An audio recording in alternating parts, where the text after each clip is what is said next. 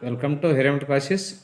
Dear friends, today we are going to discuss about the 3.2 a lesson in life from a beggar.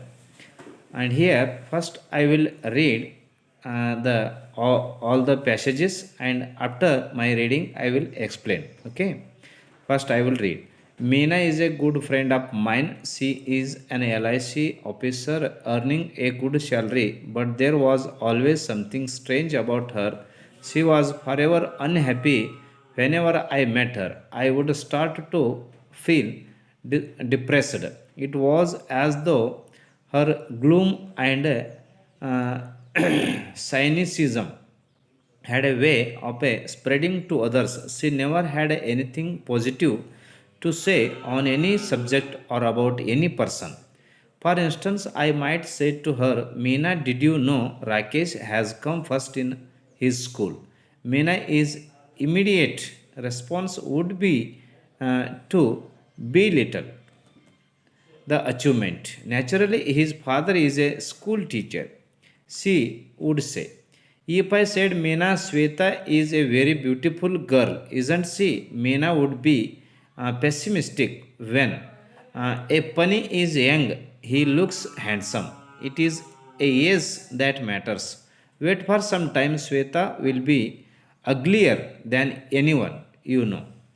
Meena, it's a beautiful day. Let us go for a walk. Uh, no, the sun is too hot and I got tired if I walk too much. Besides, who says walking is a good for health? There is no proof. That was Meena. She stayed alone in an apartment as her parents lived in Delhi. She was an only child and had the habit of complaining about anything, everything.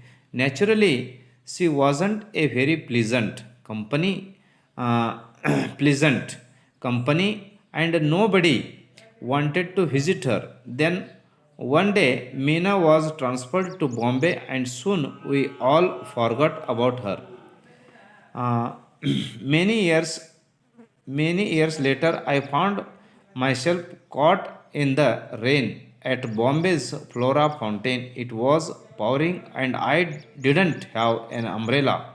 I was standing near Akbar Ali's, a popular department store, waiting for the rain in subside. Suddenly I spotted Meena. My first reaction was to run even in that pouring rain. I was anxious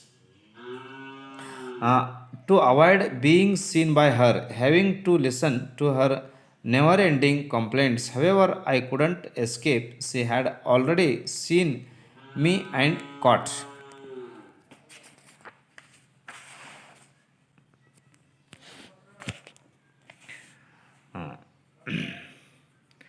Hold up my hands warmly. What's more, she was very cheerful. Hey, I am really excited. It's nice to meet old friends. What are you doing here? I explained that I was Bombay and an official work. Then stay with me tonight, she said. Let us chat. Do you know that old friends and memories are precious and rare? I couldn't believe it. Was this really Meena? I pinched myself hard to be sure it wasn't a dream. But Meena was really standing there, right in front of me, squeezing my hand, smiling, and yes, she did look happy in the 3 years she had been in Bangalore. I had never once seen her smiling like that. A few strands of grey in her hair reminded me that years had passed. There were a few wrinkles in her face. But the truth was that she looked more attractive than ever before. Finally, I managed to say, no, Meena, I can't stay with you tonight. I have to attend a dinner. Give me your card and I will keep in touch with you. I promise. For a moment, Meena looked disappointed. Let us go and have a tea, at least she insisted. But Meena, it's powering. So what? We will buy an umbrella and then go to the Grand Hotel, she said. We won't get a taxi in this rain, I grumbled. So, what? We will talk. I was very surprised. This wasn't the same Meena I had known. Today, she seemed ready to make any number of adjustments. We reached the Grand Hotel drenched by them. The only thought in my mind was to find out who or what had brought about such a change in the pessimistic Meena I had known. I was quite curious. Tell me, Meena, is there a Prince Charming who has managed to change you so? Then Meena was surprised by my question. No, there isn't anyone like that, she said. Then what's the secret of your energy? I asked the Tendulkar does in the advertisement. She smiled. A beggar changed my life. I was absolutely dumbfounded and she could see it. Yes, a beggar, she repeated as if to treasure me. He was old and used to stay in front of my house with his 5-year-old granddaughter. As you know, I was a chronic pessimistic. I used to give my leftovers to this beggar every day. I never spoke to him, nor did he speak to me. One monsoon day, I looked out of my bedroom window and started. I wasn't even getting wet. That day, I couldn't give the beggar and his granddaughter their daily quota of leftovers. They went hungry, I am sure. However, what I saw from my window surprised me. The beggar and the young girl were playing on the road because there was no traffic. They were laughing, clapping, and screaming joyously as if they were in paradise. Hunger and rain did not matter. They were totally drenched and totally happy. I envied their zest for life.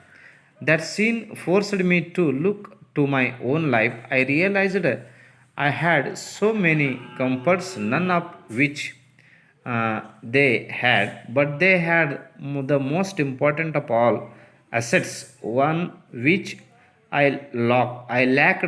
They knew how to be happy with life as it was. I felt ashamed of myself. I even started to make a list of what I had and what I did not have. I found I had more to be grateful for than most people could imagine. That day I decided to change my attitude towards life using the beggars as my role model. After long a pause, I asked Meena how long it had taken her to change. Once the realization dawned, she said it took me almost 2 years to put the change into effect. Now, nothing matters. I am always happy. I find happiness in every small thing, in every situation, and in every person. Did you give any Guru Dakshina to your Guru?